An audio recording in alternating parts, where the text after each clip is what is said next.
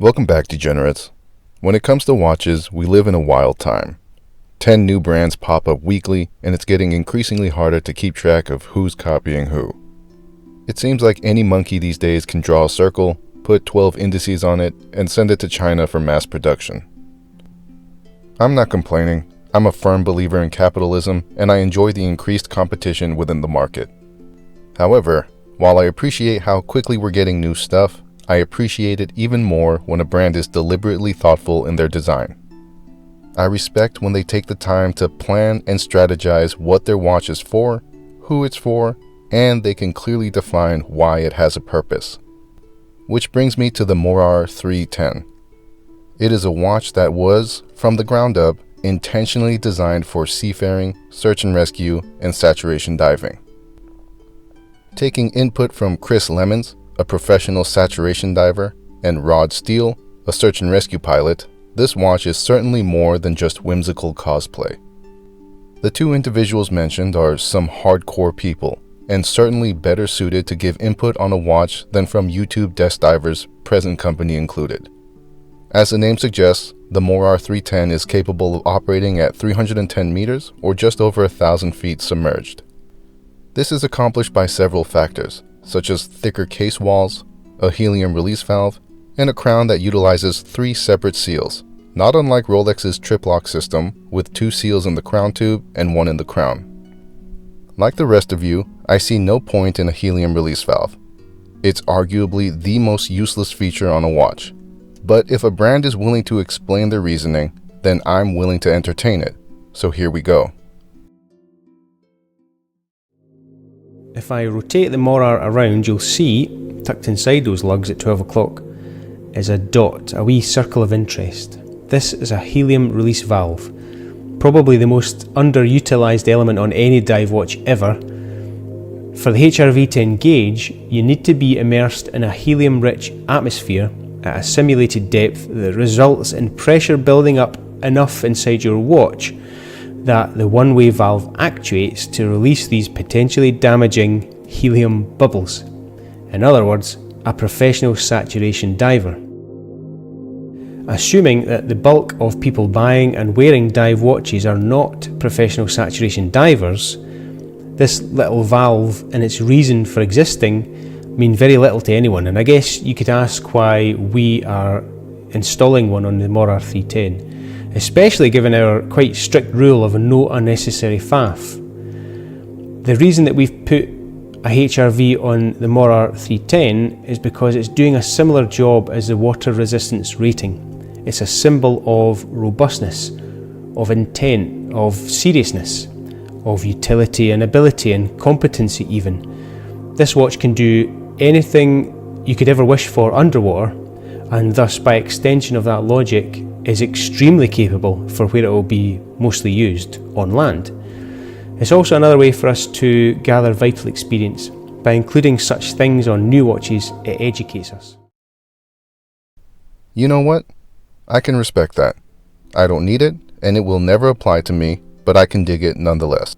Instead of using pre-made cases from some nameless warehouse in China, the Marloe watch company went through over 150 different changes over the course of 9 months, as well as generating multiple 3D printed models to come up with what they deemed as the dimensional sweet spot for ergonomics and durability.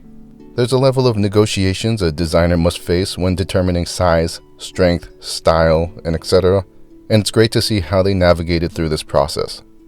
The end result is a watch that is sized the way it is not because of random chance, but because of a series of calculated decisions. Here are the dimensions that I measured, which I find more than acceptable. While I have the case thickness listed at 13 millimeters, some of that height comes from the crystal, and on the wrist it's more like a 12 millimeter thick watch. The Sapphire Crystal is quite substantial, and that was a design choice made to give enthusiasts the scratch resistance they crave and to give divers the durability needed for extended exposure to sea pressure. To mitigate the effects of refraction and distortion underwater, they opted for a half-dome crystal with flat surfaces on the top and bottom. This allows for a much clearer display, and because the crystal is so thick, it also helps magnifying the dial. You can see they had some fun with the dial. It's straightforward, but there's a lot of search and rescue Easter eggs that make it special. The indices, which are filled with lume, are the same shape as the windows on SAR helicopters, and the chevrons on the hour and minute hands were inspired from the markings on the underside of SAR aerial vehicles. The last Easter egg is the second hand, which represents a rotor blade. Obviously this stuff isn't necessary, but it adds that extra layer of depth that can make this thing more than just a watch if it means something to you. The application of superluminova is exceptional. There are two tones, one for the indices, hour and second hand, and another for the pip, 12 o'clock and minute hand. This method is very effective in keeping the watch properly oriented and legible. Around all of this is the ceramic bezel, which isn't your typical dive bezel. Instead of counting upwards from 0 to 60, it counts down from 60 to 0. Where normally one would set the pip to the minute hand to track how much time has passed, here you set the number to the minute hand and count down to the pip. Supposedly, this is more applicable for search and rescue purposes. Personally, I don't think either way is better to measure time. The only thing that really matters is having a pip and a chapter ring.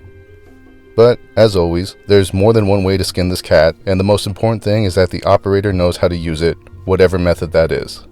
The rifle texturing around the bezel offers an exceptional gripping surface, and this has to be one of the easiest bezels to use with or without gloves.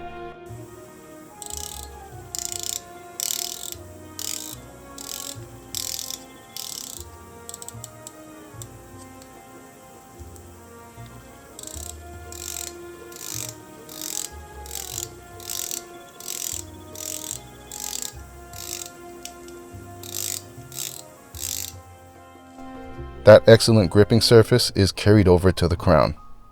Even with the substantially robust crown guards, it remains easily accessible.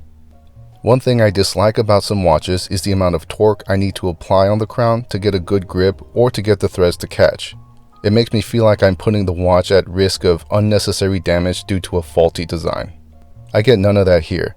It's easy to screw out, screw in, and I've got no complaints. The crown guards are removable, and that's a nice touch. It gives you the autonomy to replace them on your own, and I appreciate that.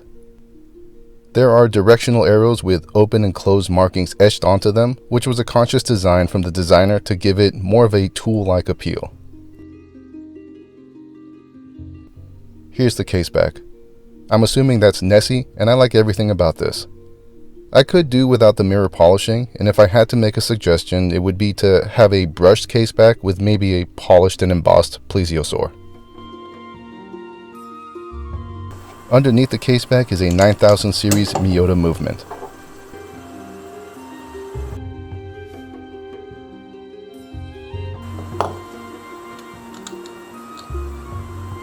The movement is covered by a soft iron cage, making this watch virtually anti-magnetic, with magnetized movements being one of the biggest offenders of compromised mechanical accuracy. Being anti-magnetic was a priority for MWC.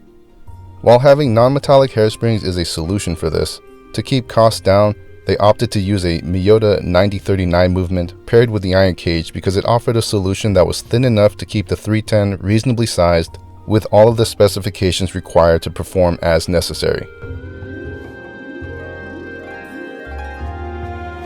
I'm not a fan of the provided strap. Even though there's nothing sexier than a man peeling open a Velcro wallet, I think there could have been a better option than a Velcro strap. For what it's worth, it works and does what it's supposed to do, and MWC has acknowledged the desire for alternative strap options such as FKM, seatbelt, and improved nylon. Fortunately, it's easy enough to put any other strap on it. The tubular wired lugs provide enough clearance for even the thickest NATOs, so there's a lot of latitude one has with strap choices. The design team at MWC said they wanted lugs that looked somewhat nautical, paying homage to the guardrails you'd find on a ship, and I can see the resemblance. While the lugs don't offer the option for fitted end links, I think it gives the watch its own unique character.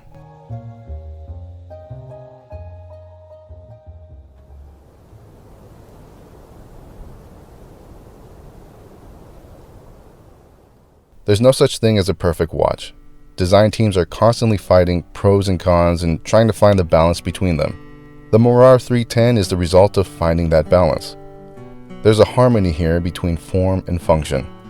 Too much form and the watch becomes a cheap mall watch gimmick.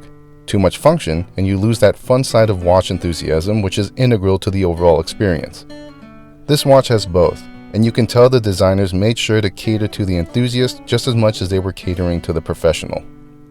Inspired by parts on a boat like winches, grab rails, and cleats, and with hardware just as robust as those parts, this watch, just like a boat, belongs at sea.